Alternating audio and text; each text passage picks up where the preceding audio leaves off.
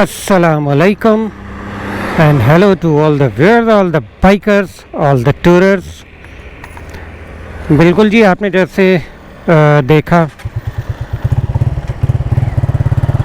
कि फीडबैक मैं चाह रहा हूँ कि आपको दूँ ट्यूनअप की, और स्पेशली जो 10W30 होंडा का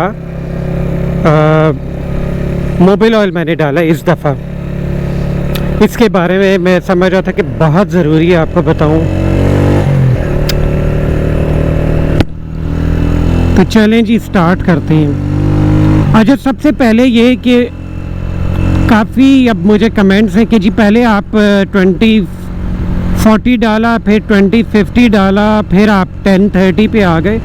अब बात ये है कि देखें, जब कंपनी की तरफ से ही नहीं आया हुआ था तो मैं क्या कर सकता था उस वक्त। फिर मैंने जो यानी 2040 डालता रहा, जो सादे सीजी में डलता है।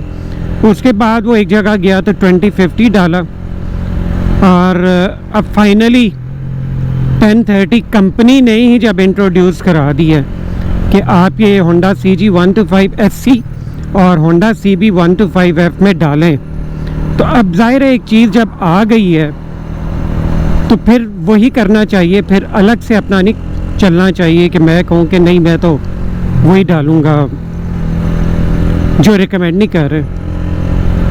अब चलें, पहले तो मैं आपको अब ऑयल की बात चल रही, मोबिल ऑयल की, तो मोबिल ऑयल का ही बताऊँ कि क्या मुझे डिफरेंस लगा।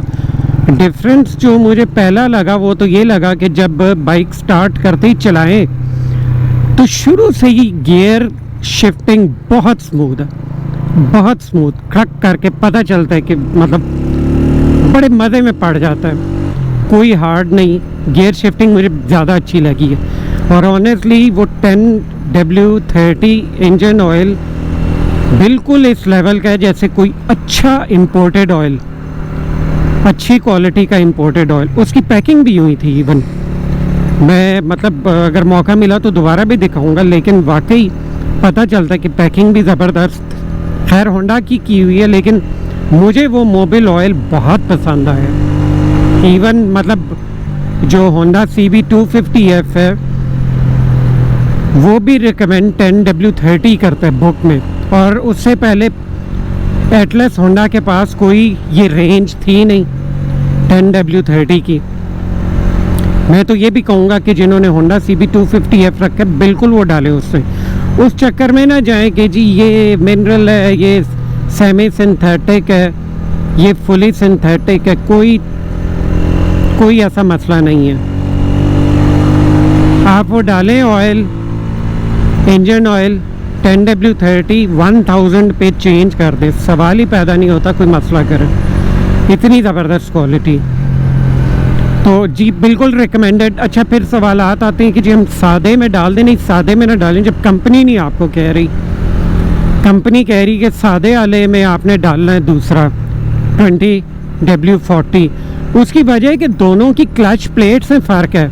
ये इंजन ऑयल ने क्लच प्लेट्स में चलना होता है, बहुत ज़्यादा मतलब डिपेंड करता है क्लच प्लेट्स का इंजन ऑयल पे। तभी आप देखें कि कंपनी रिकमेंडेड जो डालते हैं तो वो सुखी रहते हैं, और जो अपने एक्सपेरिमेंट्स करते हैं 1500 के पर लीटर ऑयल या 1600 के लेके, और वो मतलब ठीक नहीं रहता। मैं तो रिकमेंड बिल्कुल नहीं करता। महंगे इंजन ऑयल लेके डाल रहे होते हैं और रहते भी सुखी नहीं है। वही आप ये देखें, अब ये यानी कि 510 रुपये का था। 510 रुपये का मतलब है कि आप 3 दफ़ा इंजन ऑयल चेंज करें, और वो तब जाके वो जो 1500, 1650 का, जो भी, मैं नाम नहीं ले रहा, डालने वाले समझ गए होंगे, तो बिल्कुल वो फजूल है, उसकी कोई ज़रूरत ही नहीं है आपको करने की। अच्छा, ये यहाँ तक तो आ गया इंजन ऑयल का। अब बाकी रह गया जी फीडबैक इसका। तो फीडबैक यानी ट्यूनअप का फीडबैक, जो कि मोहम्मद जावेद जो मैकेनिक G9 में ये बाइक ट्यून की। अच्छा जी, सबसे पहले तो ये कि उन्होंने कहा था कि आप लेके जाएं, और स्टार्टिंग में आप नुमायाँ फ़र्क देखेंगे कि जो चोक अभी लेती है और आपको थोड़ा लंबा सेल्फ देना पड़ता है, वो नहीं होगा। खैर मैं, ज़ाहिर है वो तो अगले दिन ही पता चलता है, उस वक्त तो नहीं फौरी पता चलता। अगले दिन मैंने स्विच लगाया और मैं, क्योंकि मैंने चेक करना था, ज़ाहिर है मैं, वरना तो चौक से स्टार्ट करता था। चौक मैंने नहीं दी और इवन रेस पर भी हाथ मैंने नहीं रखा, यूं ही। तो बिल्कुल जी अल्लाह का करना वैसे ही हुआ जैसे उन्होंने कहा था कि बाइक ज़बरदस्त स्टार्ट हुई। ऐसे वाकई कभी नहीं हुई, जब से ख़रीदी है इस तरह स्टार्ट कभी नहीं हुई। और उसके अलावा बाकी गियर शिफ्टिंग तो मैंने आपको बताई, वो तो इंजन ऑयल का दखल था। बाकी पिक यकीन करें कि मज़ा आ गया कि हाथ रखता था और बाइक निकलती थी। वो भी इंशाल्लाह आपको कभी बताऊंगा। अब ज़ाहिर है ये तो मैं, क्योंकि आपको ये एक फीडबैक दे रहा हूँ तो अभी इसमें तो नहीं, तो 100% रिकमेंडेड कि CG125 SC मेरा बहुत अच्छा उन्होंने ट्यून किया। और मैं तो बल्कि ये भी कहूँगा कि पता नहीं अगर कोई एटलस होंडा का कोई सुन रहा है तो आप, जो आपके मैकेनिक्स हैं, जो अच्छे इस तरह के मैकेनिक्स हैं जैसे मोहम्मद जावेद या और भी कोई, उनके थ्रू ट्रेन करवाएं अपने जो अनट्रेंड ऐसे मैकेनिक हैं ऑल ओवर द पाकिस्तान में। मतलब इस्लामाबाद की नहीं बात कर रहा, अक्सर मुझे लाहौर से कहते हैं जी कोई आप रिकमेंड करें, या कोई कराची का भी होता है, तो वो फिर मुझे ज़ाहिर नहीं पता ऐसा, जब तक कि बंदे ने खुद ना ट्राई किया हो तो मैं किसी के बारे में क्या कह सकता हूँ। तो इनको आप भेजें वहाँ या उनको यहाँ भेजें, बल्कि उनको यहाँ क्या सारों का आना मुश्किल होगा, तो बेहतर है कि आप इनको भेजें, उन्हें ट्रेन कराएं, क्योंकि बड़ा फ़र्क है। आखिर वो क्या चीज़ है जो ये ट्यून करते हैं तो बाइक ज़बरदस्त हो जाती है और कोई करे तो नहीं होती। तो ये मेरी होंडा से है, यानी अपने लिए, आपकी कंपनी के लिए अच्छा है। मुझे तो चले यहाँ मिल जाता है, आपकी कंपनी के लिए भी अच्छा है, और दूसरा है कि लोगों का भी भला हो जाएगा जो होंडा ले रहे हैं और उन्हें प्रॉब्लम आ रहे हैं। बाकी आप ये देख लें कि इंजन ऑयल का तो मैंने बता दिया आपको, तो ये अब आप देख लें। और बाकी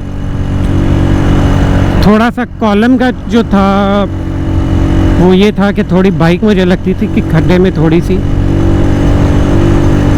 थोड़ा सा झोल जैसे खाती है, वो खैर मुझे सेट कर दिया था, वो कोई कॉलम का इशू था। तो बाकी ट्यून अप सुपर ज़बरदस्त।